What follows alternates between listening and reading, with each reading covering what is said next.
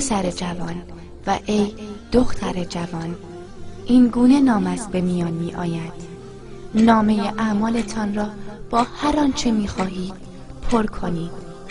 نامه اعمالت را روز قیامت خواهی خواند. هر یک از ما نامه اعمالش به او خواهند داد و به او میگویند بخوان.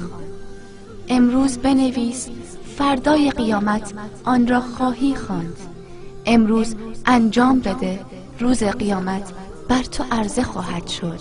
توییتر برای هر شخص یک پایگاه خاص قرار داده که هرچه به ذهنش خطور می کند را می نویسد.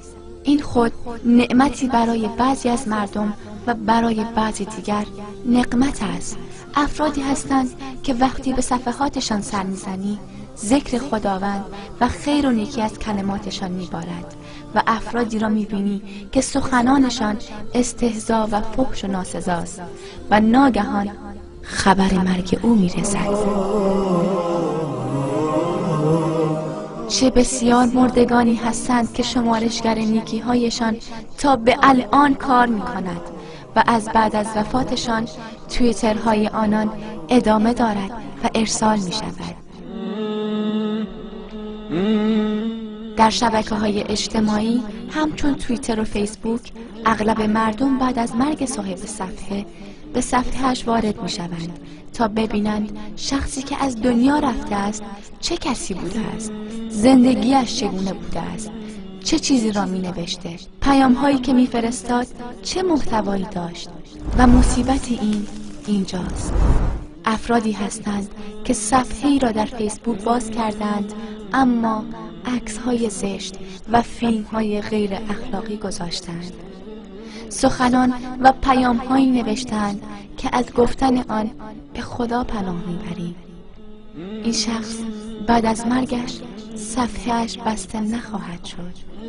مشکل اینجاست که این صفحات باقی می‌ماند و ادامه پیدا می‌کنند.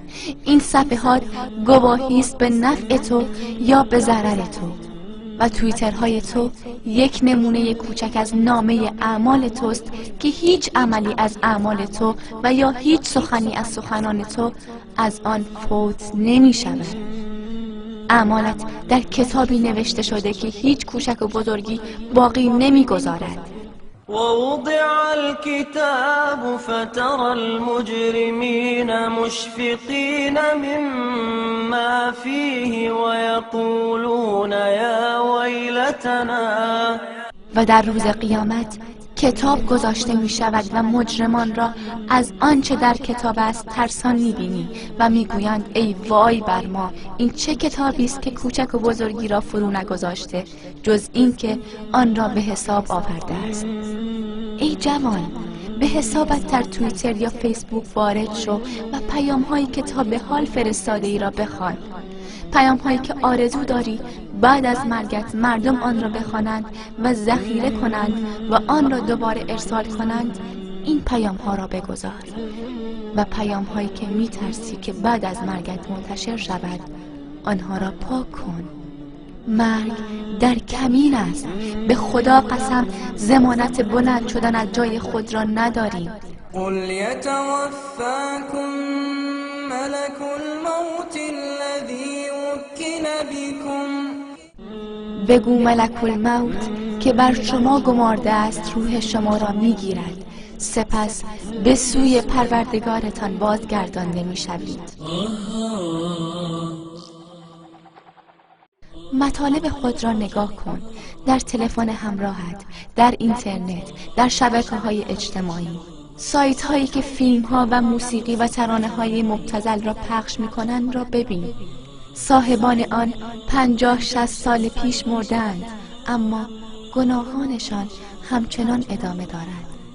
و برعکس به قاریان قرآن نگاه کن که 50-60 سال پیش تلاوت کردند تا الان قرائتشان تلاوت می شود. به صاحب کتاب‌های علمی نگاه کن که علمشان تا الان باقی مانده است.